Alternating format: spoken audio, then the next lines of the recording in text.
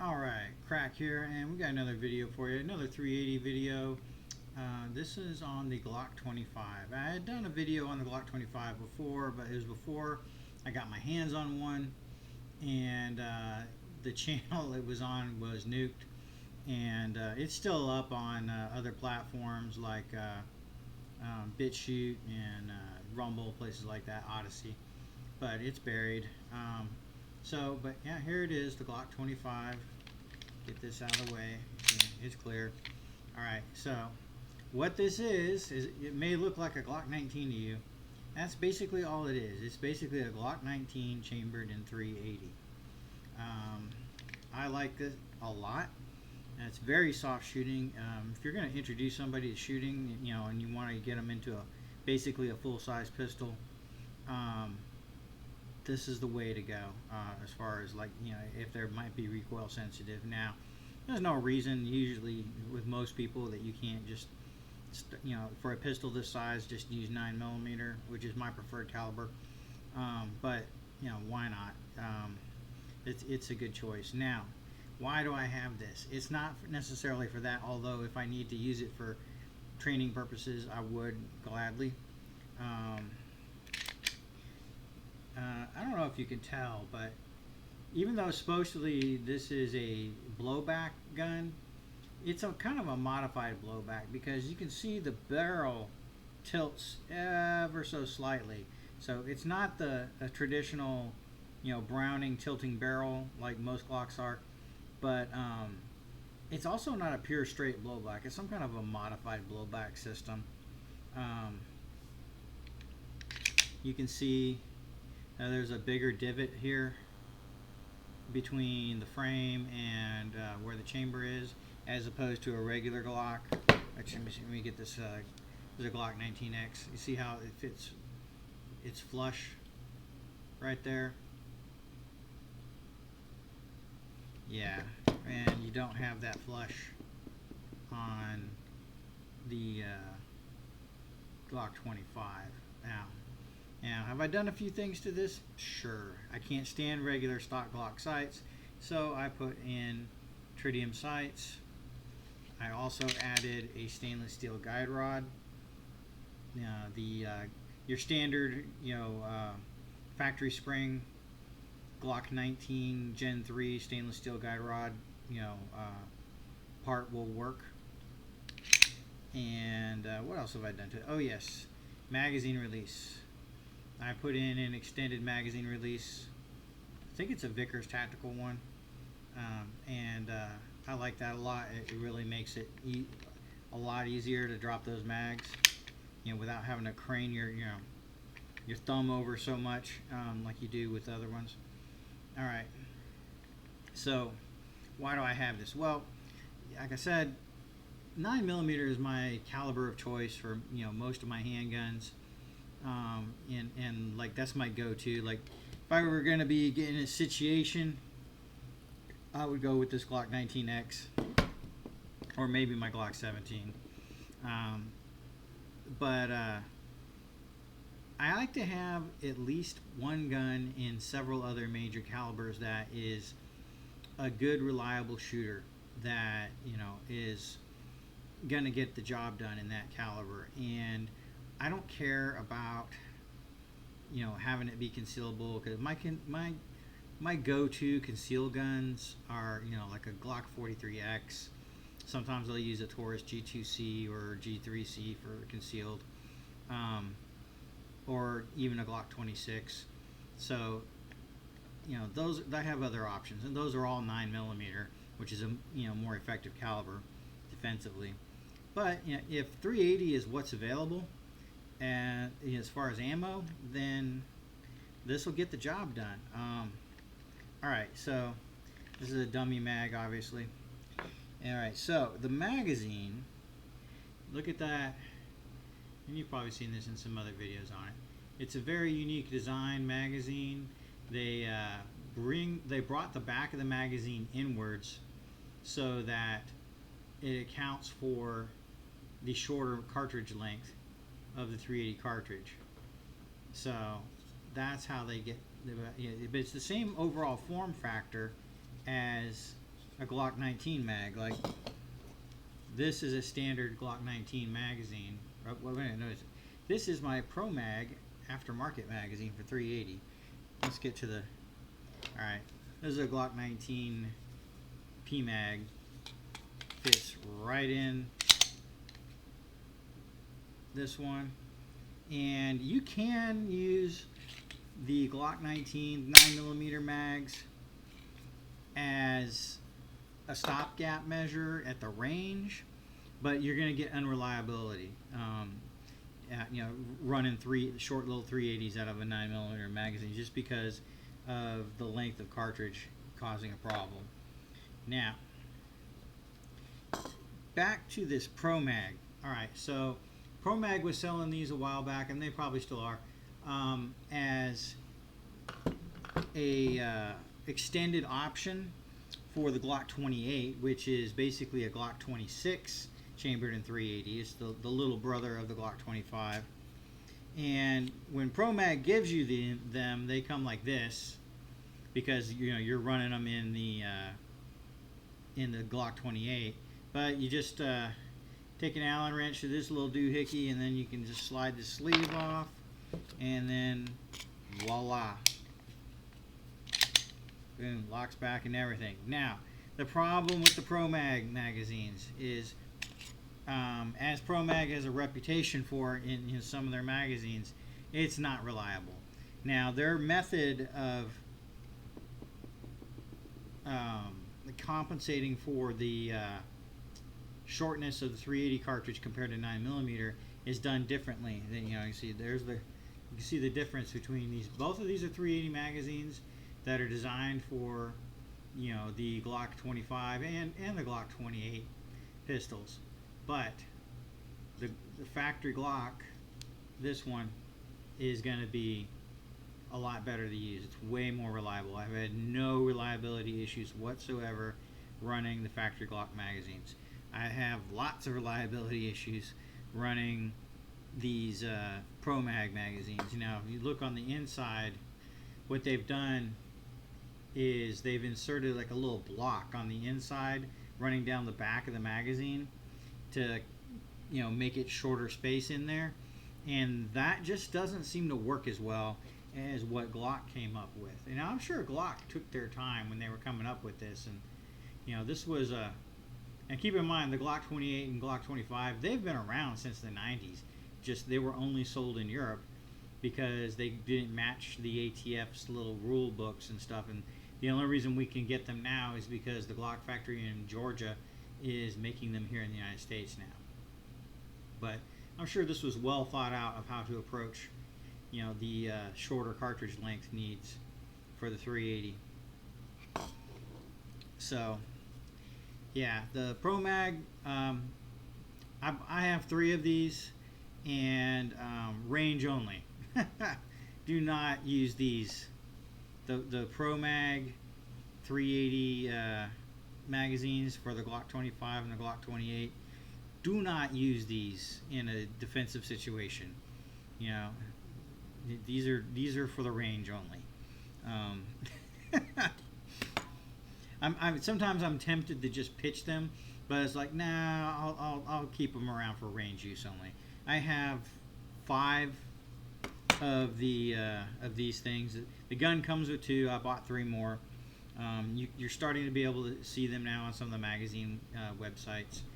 Gun Mag Warehouse, I think, had them, and other gun websites. So definitely, if you get a Glock 25 or the Glock 28, you're going to want more magazines than just the 2 that it comes with, and get more of the Glock ones. Now, one of the benefits of getting these that were the ones that were designed for the Glock 28 is this little sleeve comes off, and I put it on a Glock 19 magazine. And let's see here. There's my Glock 26, and it gives me a nice little sleeve. It doesn't fit perfectly, but good enough to basically turn my Glock 26 into a Glock 26X. Now, Glock, if you're listening, I would really like, and there's a lot of people in the shooting community that would like a Glock 26X. What's a Glock 26X? That would be a Glock with a Glock 19 frame, with the grip being same as a Glock 19, but with the short slide of the Glock 26. I think that would be a good gun. I like the way the weight and balance feels when I have this gun like this. It's really good. This is a Gen 4 Glock 26, by the way, and I've done a little bit of stuff. It came with this tritium front sight, which is almost worn out, and blacked out rear. I did add a stainless steel guide rod, which helps with muzzle flip. Not that there was a whole lot. Glock 26 they're a real gentle shooting gun. For the compact size, they shoot gently, but that would be nice. Now, one problem with your Glock 26 is when you drop it, it doesn't fall free, because this heel of the magazine right there is getting in the way on your up against the inside of your hand. It's just boom, you got to pull it out like that. Whereas when you have a standard Glock 26 magazine, now granted this one has the thumb thing, or the finger rest, but see how that drops free? Nothing's in the way. Alright, so that is one of the issues you have with the Glock 26 when you do this extended magazine thing. Now, you don't have that problem when you put in a actual, just a plain Glock 19 magazine without any sleeve or anything on there. That stuff just drops free. Anyway, so we've sidetracked enough off of the Glock 25 here. Yes. All right. So back to the 25. It is very much a Glock 19 Gen 3. I mean, just look at it.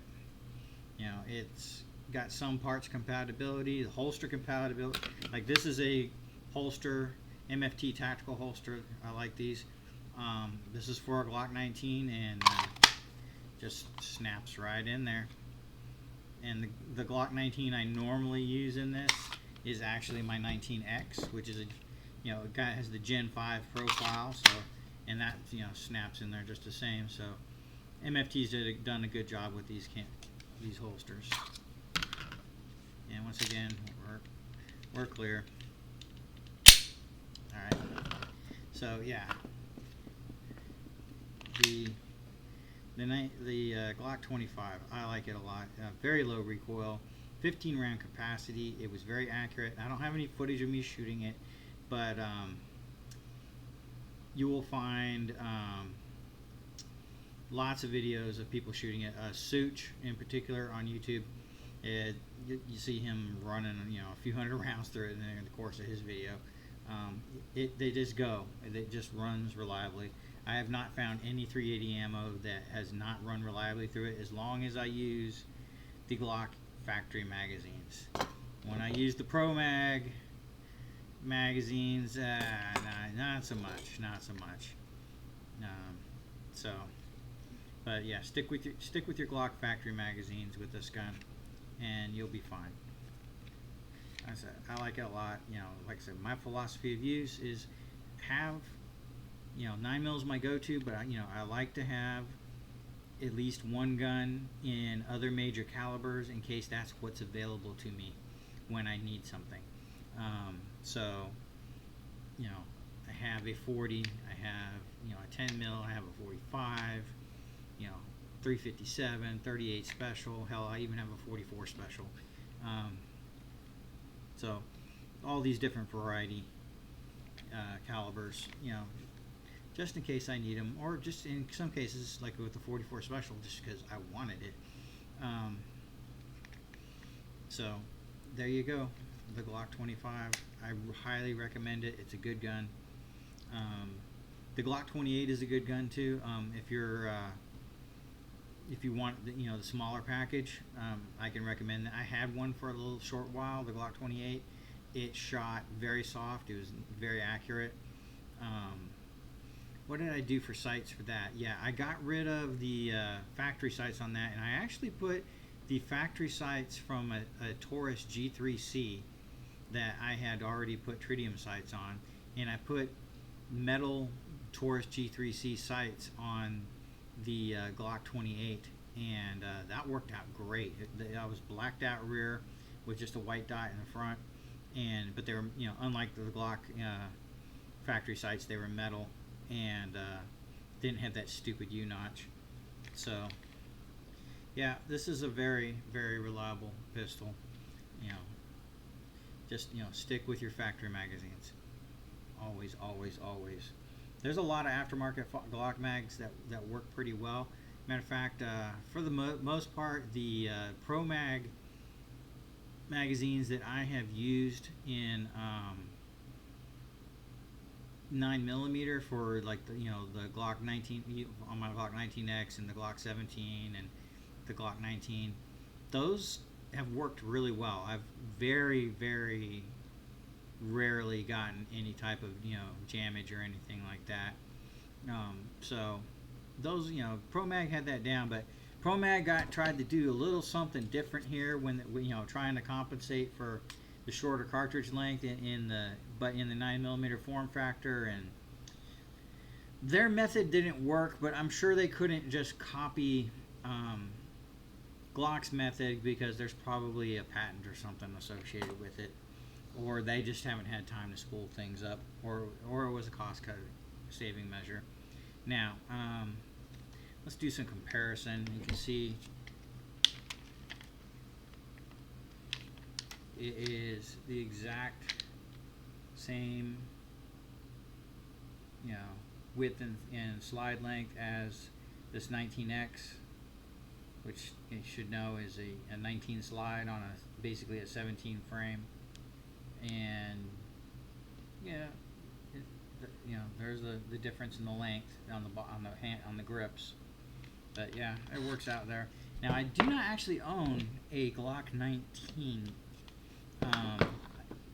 The gun I have in that niche is a PSA Dagger, and which I like a lot. I like it better than the 19. It has way more. This is the Dagger, and it is very comfy to shoot, very accurate. I found them to be really reliable. This is the third one I've bought, and the first one I gave to my son, cause, I was like, and he loves it. Between me and him, we've put probably 2,500 rounds to that gun, and it just keeps on going. And this one and another one that I have that's just like it except in black, so far not one freaking malfunction at all, with various types of ammo, using different magazines, both Glock and aftermarket magazines, different size magazines, and even this custom extended magazine that I made. I took a the FDE Glock 19 Gen 5 magazine, took off the base plate, put on the extended pack for the spring. I took the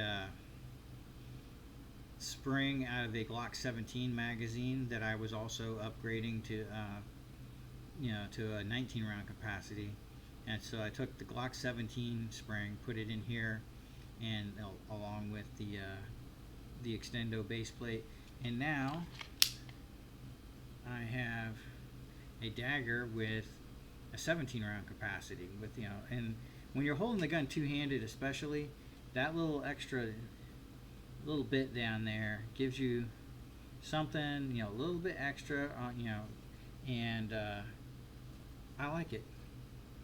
And when the gun's loaded, it provides a great balance and stuff, and it's kind of like how I like when the 19 rounder is in the Glock 19X. It just feels nice.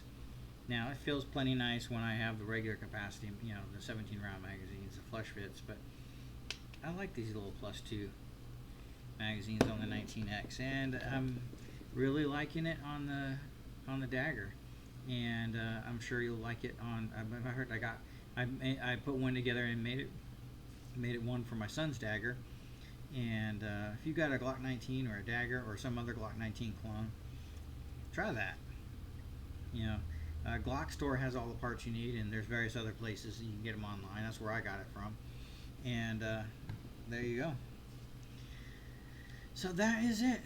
That is the video on the Glock 25 380. It's a good pistol.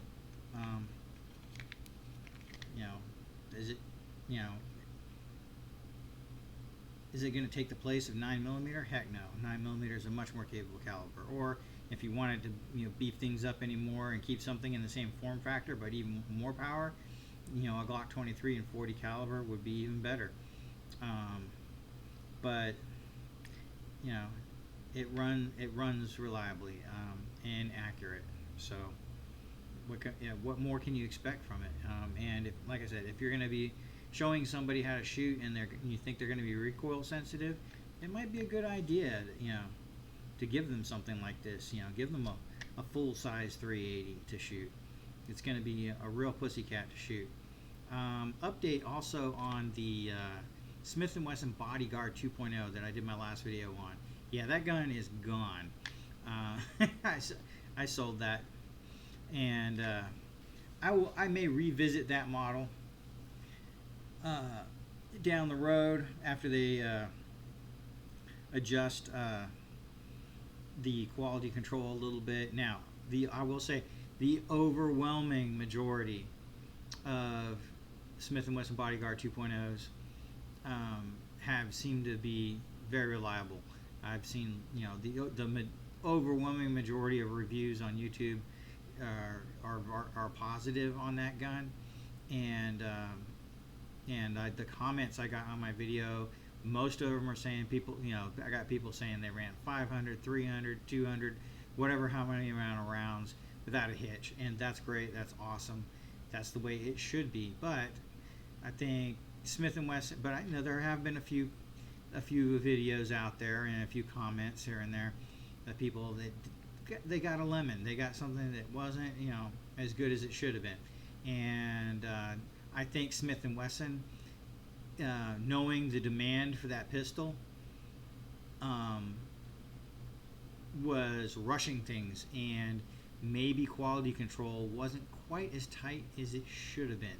Now, I'm sure they will get that smoothed out, and in about probably 6 months to a year down the road, the kind of issues I had with reliability, with all those failure to feeds on my on the Bodyguard 2.0, I am sure those will have disappeared.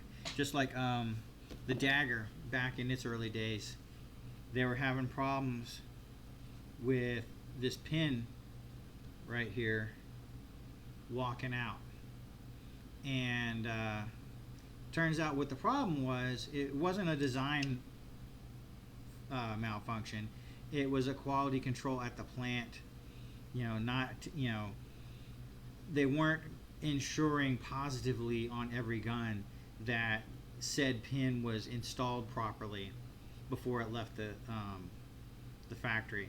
So people were getting guns, and including some of the major gun tubers, review, where they'd fire a couple hundred rounds and that pin would walk out, and all it took was just making sure it's seated properly, and which was it was a quality control issue at the factory of just making sure that thing was in there properly before it goes. So they just needed to tighten some stuff up, and that's the only real complaint on the Dagger that anyone ever had, as far as I can recall.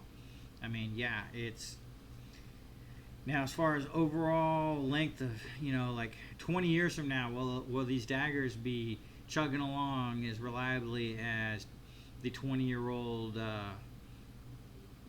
Gen 3 Glocks that you see running around? Who knows? Probably not, but you never know. I mean, PSA did go, they did go one up on Glock, and they use, metal sights, and they have a metal guide rod, that comes standard from the factory. They have a beveled, a nicely beveled barrel, which there's plenty of videos out there on this. But so PSA's done some good things with their. Oh yeah, and the magazine release is, I don't know if it's actually a true extended magazine release, but the way they've designed the magazine release on the Dagger is it's a lot easier to release the magazine than it is on a standard Gen 3 Glock 19 magazine release. So they did a good job with that. Oh yeah, and the takedowns. The takedowns are easier to manipulate than they are on the Glock. So they basically have the extended takedown doohickey, and that comes standard. Now this is just a basic bare bones Dagger. I put a tritium front sight on it, and that is the only change I have made to that, aside from giving it an extended magazine. So yeah, that's it for today. This is the Glock 25 video. And oh yeah, before we go, pour one out for Paul Harrell. Dude was a mega chad, and I think a lot of us have watched Paul Harrell videos for a long time, and he was just no nonsense, and he is kind of like just the facts. He's like the Joe Friday of gun tubers, and he just said what he said, and he did what he did, and didn't give a shit about what anybody else, you gotta admire that, and he had an appreciation for keeping a firearm pretty basic, it's like, and that's how I feel about firearms myself. And it's like, I'm not one for a bunch of optics and shit like that. I own optics on, as far as red dot optics, I have those on one gun. I have it on an AR. I have no red dot optics on any of my handguns. They don't even have optics cuts on them. I have no intention of purchasing, optics for those or getting cuts done. I mean, maybe sometime down the road I'll acquire a handgun that has the optics cuts on it, and maybe I'll mess around with putting an optic on it. But I don't care about that right now. It's like, if there's gonna be a gunfight, God forbid, hopefully I'll just get with my rifle, and the handgun is just last resort type of thing. And use one of these combined with a flashlight. I got some lights I can stick on the underside of some of these guns, and or I can just go ahead and do this frickin' routine here, and one or the other. That's fine. And I try to put tritium night sights on most of my handguns, and that's all I care about. I like to keep it simple. So anyway, thank you for watching. Oh, and I appreciate all the views I've gotten on the Bodyguard 2.0 video. At the time of this recording, even though this channel only has 18 subscribers, there's 3,500 views, which is pretty good, I think, for given the size of the channel. And it just says there's a need. People were looking for,